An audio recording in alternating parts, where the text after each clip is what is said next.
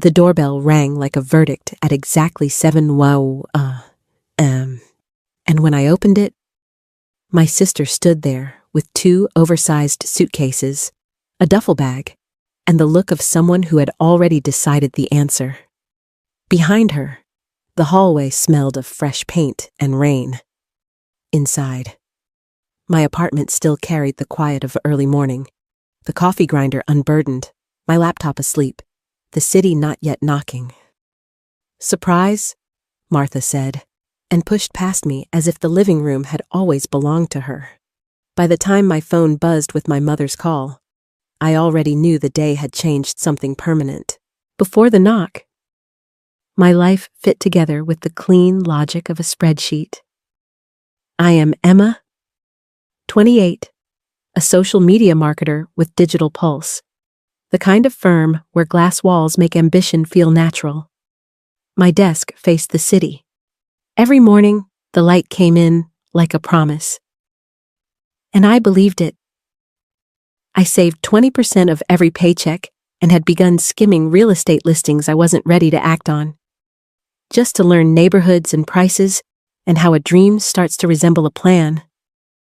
My apartment, rented from my parents at a below-market rate since they bought the building 5 years ago, was my true accomplishment. I had furnished it piece by piece, the sectional I paid off in 6 months, the estate sale coffee table I refinished until it gleamed, the bookshelves lined with psychology texts, marketing case studies, and a row of vinyl from college.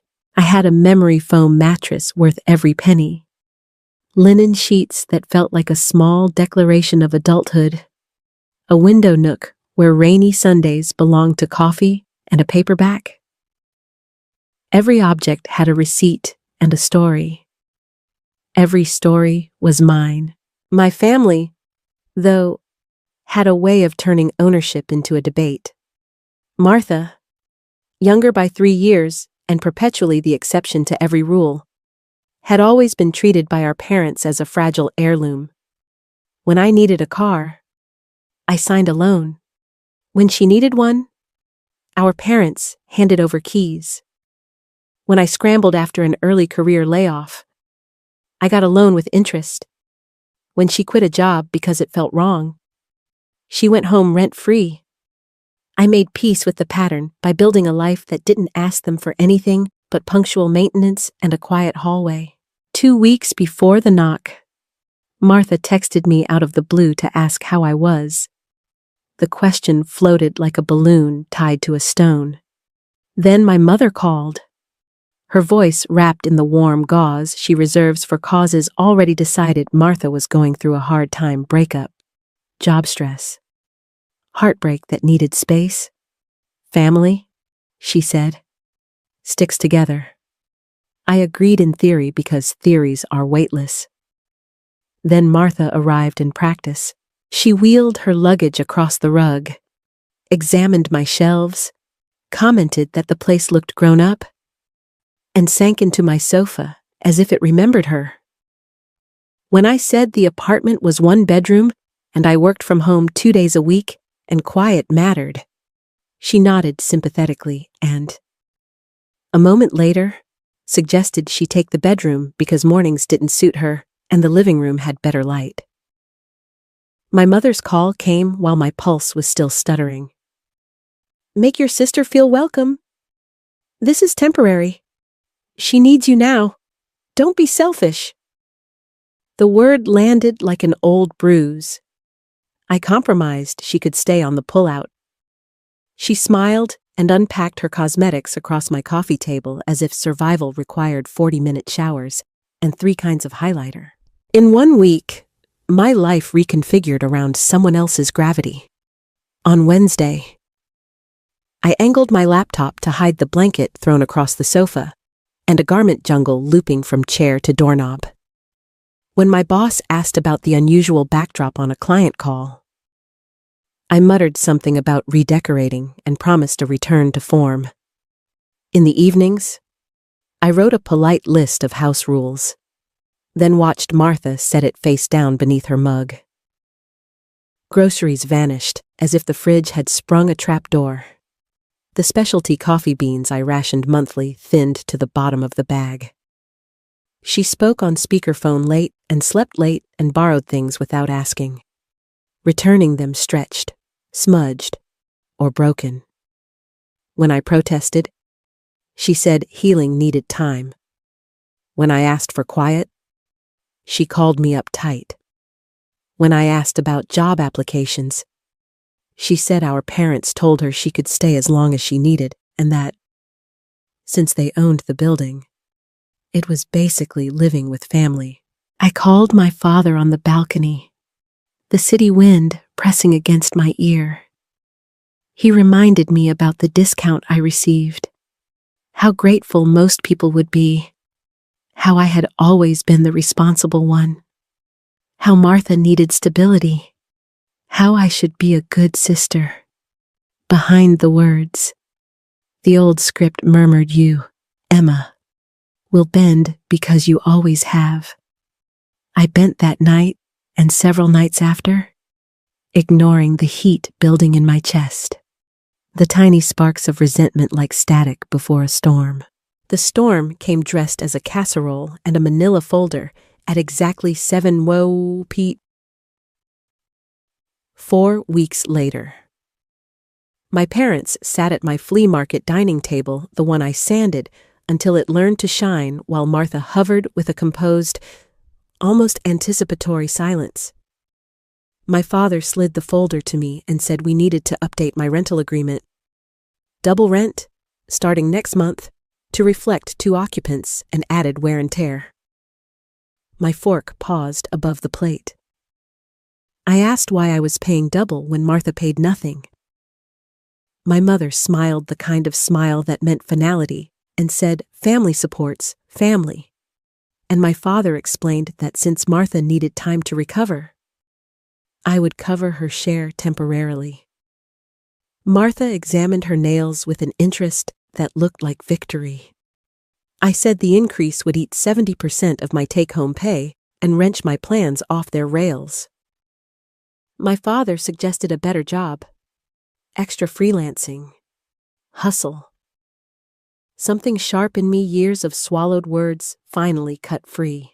I said I could also move out. The table fell silent. Then all 3 laughed, the sound keen and knowing, as if they had mapped my limits more accurately than I had. "You won't," they said with their eyes. "You never do." I held their laughter in my throat like smoke and pretended not to choke on it.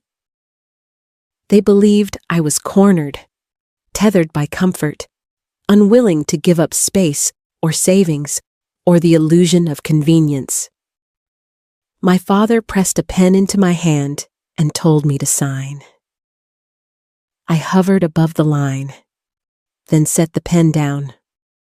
"I'll let you know by the end of the week," I said. The dinner dragged on in false cheer, Martha tossing out plans she had for when she got back on her feet, my parents nodding as if the future was already written. I washed the casserole dish afterward, hands trembling, mind whirling. In the living room, Martha flipped on the television, stretching out on the sofa with my throw blanket tucked under her chin. "You won't really leave," she said. "This place is too perfect, and you hate change." I didn't answer, but something inside me had already shifted into place. The next morning, I called in sick for the first time in a year. When Martha left to network at a coffee shop, I pulled my lease from the filing cabinet. My pulse climbed as I scanned the fine print, no fixed term beyond the first year, month to month. Only 30 days notice required. More important, no mention of furnishings. Everything in the apartment, from the espresso machine to the sofa to the shower curtain, was mine. I texted Sophie, whose brother practiced real estate law, and she confirmed it. Unless the lease said otherwise, what I bought belonged to me. With receipts stored neatly in the cloud, I felt a sharp clarity rise in my chest. I called 3 agents. 2 muttered doubts about my timeline. But the third Olivia sounded steady, practical, confident. If I could accept a smaller space or a longer commute, she said, she'd find something. That evening, my inbox filled with 5 listings. None were as polished as my current home, but all were mine for the taking. The following day, I toured them, ticking boxes on my mental checklist. The first 3 were disasters peeling paint, bad neighborhoods, windowless kitchens. The 4th was perfect, but far too expensive. The 5th was small, barely 500 square feet, but it had been newly renovated, with fresh floors, bright paint, and a landlord willing to bend on the deposit if I could move in within 10 days. It was 15 minutes farther from work, but on a direct bus route. Standing in that clean, empty room, I realized I was breathing easier. I signed the lease that afternoon, my hand steady, my heart racing. Back at my apartment, I began to sort what to pack, what to donate, what to sell. The moving company quotes made me wince, so I built a volunteer army instead. Sophie rallied friends with trucks and strong backs. Her boyfriend brought tools to dismantle furniture, and even offered his garage for storage if needed. Timing was the final piece. Scanning my parents' social media, I confirmed what I suspected: they were headed to Aunt Margaret's for a family reunion that weekend. Martha, ever hungry for attention, was going with them. They'd be gone from Friday evening to Sunday. That gave me a perfect window. I arranged the move for Saturday. I texted my father the night before their departure, saying I'd made a decision and would talk after the weekend. He warned me to be reasonable. For once, I didn't answer. Saturday morning dawned bright, and by 8 a.m. Sophie and the others were at my door with coffee, bagels, and a military-style pep talk. We dismantled the bed frame, boxed the kitchen, stacked books until the shelves stood bare. By noon, the apartment was hollowing out, each trip to the trucks pulling away more of the life I had carefully arranged. At lunch, sitting cross-legged on the floor with sandwiches, Sophie squeezed my hand. Sad, angry, relieved, proud, all of it, I confessed. She nodded. You're doing the right thing. By mid-afternoon, my new apartment filled with my belongings, arranged awkwardly but alive. My king bed nearly swallowed the bedroom. The sectional had to be divided into separate pieces to fit.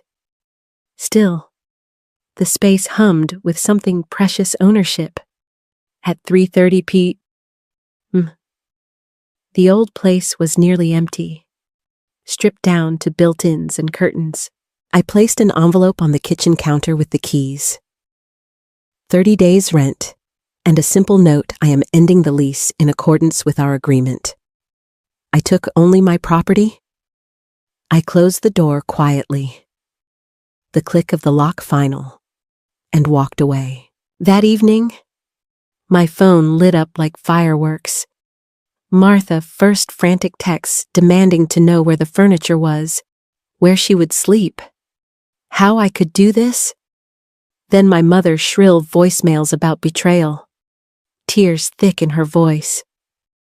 My father's call came last, his tone colder, warning me I had violated the lease, threatening legal action. I waited until the pizza boxes were empty and my friends gone before I called him back. His anger hit like a wall.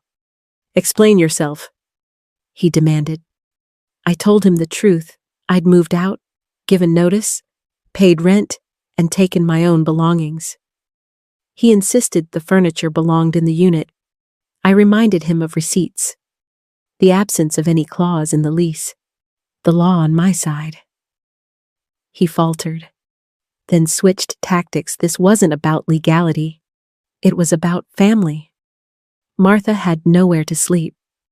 I suggested an air mattress or their newly renovated guest room. The silence that followed told me what I'd long suspected: there had never been any renovations. My mother grabbed the phone next, sobbing about betrayal, demanding how I could do this to my sister. I said quietly that I had done nothing wrong. I had simply moved. The apartment had been unfurnished when I arrived. It was unfurnished again now. She fell silent, shocked at the clean logic. "I never thought you would actually leave," she whispered at last. There was something new in her tone, not approval, but perhaps the seed of respect. The next few days felt surreal, as if I had stepped out of a script that had bound me since childhood. My parents cycled between anger and disbelief, sending long messages about duty and sacrifice, about everything they had given me. My father's texts were stern but clipped, my mother's long and pleading. Martha's messages came in bursts, alternating between outrage and self-pity. I ignored most of them, focusing instead on making my new apartment into a home. The space was smaller, yes, but every corner belonged to me. No one moved my pillows without asking. No one emptied my groceries or borrowed my clothes. For the first time in years, silence meant peace, not tension. Unpacking revealed how much I had accumulated in those 5 years. The sofa looked too big, the bed nearly ridiculous in the tiny bedroom, but it didn't matter. These were the pieces I had chosen, purchased, and carried into my independence. I taped receipts to the inside of a folder, a quiet shield against any challenge, though none came. Sophie and her boyfriend helped me hang shelves, and when the last box was broken down, we sat on the floor eating takeout, laughing like conspirators who had pulled off an impossible heist. I felt lighter than I had in months. The real shift came in the weeks that followed. I introduced myself to neighbors, something I had never done before. Across the hall, a graphic designer invited me for coffee on the rooftop terrace, and we discovered we both liked early mornings. Next door, an older man offered to water my plants when I traveled.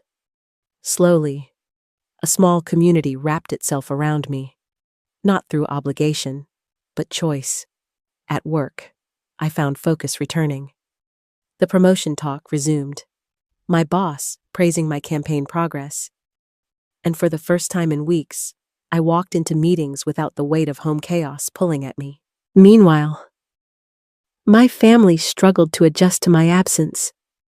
From my mother's updates relayed with a tone hovering between blame and disbelief, I learned that Martha had been forced to face reality. With no furniture left in the apartment, she began with an air mattress. After a week of poor sleep, she found a part-time job at a boutique, the first step toward buying her own bed. I couldn't help but notice the irony. Only when left without my support did she begin to stand on her own. My father, too, seemed less certain of his old authority. 2 weeks after my move, he called with a question that surprised me. "Are you managing with the budget?"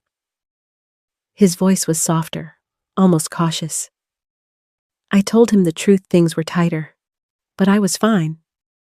In fact, the commute was cheaper, balancing the smaller paycheck margin. He hesitated, then admitted he and my mother had been talking about patterns we might have encouraged with Martha. It wasn't an apology, but it was more than I had ever expected. My mother remained resistant. She saw my leaving as betrayal, not boundary setting. Our conversations narrowed to safe topics: the weather, family birthdays, holiday logistics. But the absence of guilt, the lack of manipulation, made even those shallow exchanges a relief. I no longer feared her phone calls. They couldn't command my decisions anymore. The biggest surprise came from Martha herself. A month after I left, she texted to ask if we could meet for coffee. I agreed, curious but cautious. She arrived in simpler clothes, her makeup minimal, her posture less theatrical. For the first time, she looked more like a woman trying than a child demanding. Over steaming cups, she admitted she hadn't believed I would really leave. It was kind of badass, she said with a half smile. The look on Dad's face when we walked into that empty apartment, I wish I had taken a picture. I laughed despite myself. Then she grew serious. I've been thinking a lot about how I always expected people to take care of me, how I never had to face consequences. When you left, I suddenly had to figure things out. I hated that air mattress. So I got a job, and once I started working, I realized I liked having my own money. I listened, surprised by her honesty. She added that she was still at the apartment, but now paying rent, even if just a little. She was planning to find a roommate when the lease ended. Before we left, she hugged me awkwardly and whispered, "I'm sorry for being a terrible sister." I told her she wasn't terrible, just caught in unhealthy patterns. We both were. For the first time, I believed change might be possible between us. Months passed, and the distance transformed our family. At Thanksgiving, I joined them at my parents' house, unsure what to expect. The air was different, tense, yes, but not hostile. Martha brought dessert she had baked herself, proud to contribute. My father carved the turkey without his usual theatrics. My mother asked polite questions about my neighbors. We all sat at the same table, flawed but trying. I realized I no longer felt the same gnawing resentment or desperate need for their approval. Instead, I felt calm, accepting that we were imperfect people stumbling towards something better.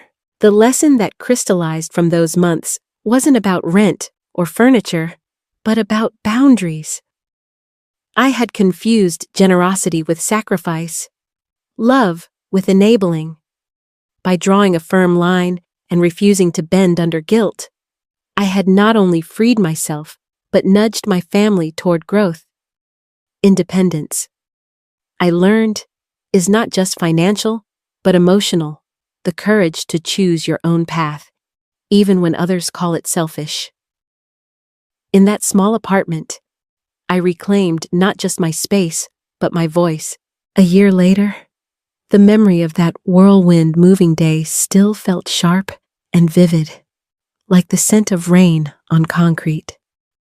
I sat in my smaller apartment, now fully my own, surrounded by furniture that had once filled a larger space, but fit perfectly here. Over time, I had let go of pieces that didn't serve me and added new ones chosen specifically for this home.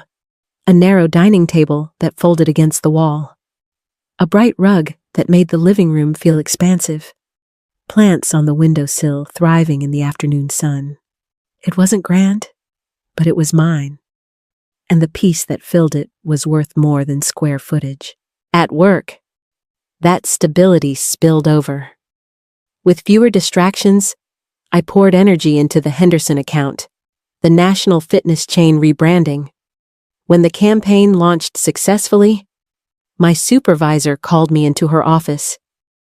She praised my resilience, noting how I had steadied myself after a rough patch. Then she offered the promotion she had hinted at months earlier, along with the raise I had dreamed of.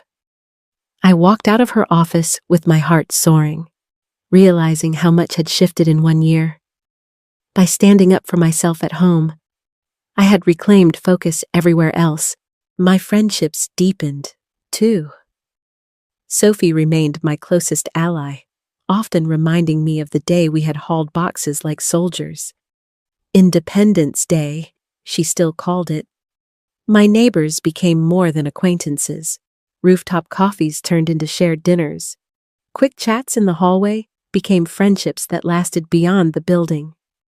I had carved out a community chosen by mutual respect rather than obligation. And the difference was staggering. My family's evolution was slower, full of bumps and backslides. My mother still carried a quiet disappointment that I hadn't sacrificed more for Martha. But she no longer tried to guilt me into compliance. Conversations stayed shallow, but the manipulation had thinned, leaving room for politeness, if not closeness. My father softened gradually, our calls turning practical rather than confrontational. He asked about my projects, about whether my rent was manageable, and sometimes about Martha's progress with a tone that suggested self-reflection. For him, it was as close to an apology as I would ever get. Martha's transformation was the most surprising. Our coffee meeting had been the first crack in her shell, and over the months, she continued to grow. She moved out of my parents' building into a shared flat with a roommate she found through work. She texted me updates about small victories, buying her own bed, saving for a used car, resisting the urge to quit her job after a difficult week. They were ordinary milestones, but monumental for her. Our relationship thawed into something resembling balance. She no longer came to me expecting rescue. Instead, she came to talk, to laugh, to share. One evening, she sent me a picture of a new pair of shoes she had bought with her own paycheck. Writing, "First time I didn't ask anyone for money. Feels good." I replied with a simple, "I'm proud of you." And I meant it. Looking back, I realized the entire ordeal had been less about rent or furniture, and more about reclaiming respect both from my family and from myself. For years, I had played the role of the reliable one, the steady one, the one who bent whenever needed. I thought it was love, but really it was avoidance, a way of keeping peace by sacrificing my own. Leaving wasn't just about escaping Martha's chaos. It was about proving to myself that I could draw a line and hold it, even when the people closest to me pushed hardest against it. The most important lesson I carried was this: boundaries are not walls that shut people out, but doors that let healthier relationships in. By refusing to let my kindness be mistaken for weakness, I gave my sister a chance to grow, my parents a chance to reflect, and myself the chance to breathe. Independence wasn't measured by the size of my apartment or the digits in my bank account, but by the quiet certainty that my life was finally my own. As I sat by the window one rainy Sunday morning, coffee in hand, I thought of all the people who might find themselves trapped in similar patterns, always giving, rarely receiving, silenced by guilt. To them, I would say this: you have more strength than you think, and more choices than you fear. Change won't be easy, but it will be worth it. Sometimes the most loving act you can take for yourself, and even for those who depend on you, is to step out of the script and write your own. Thank you for staying with me through this journey. If you found something meaningful in my story, please remember to like, share, subscribe, and comment your own thoughts or experiences below. I'd love to hear from you.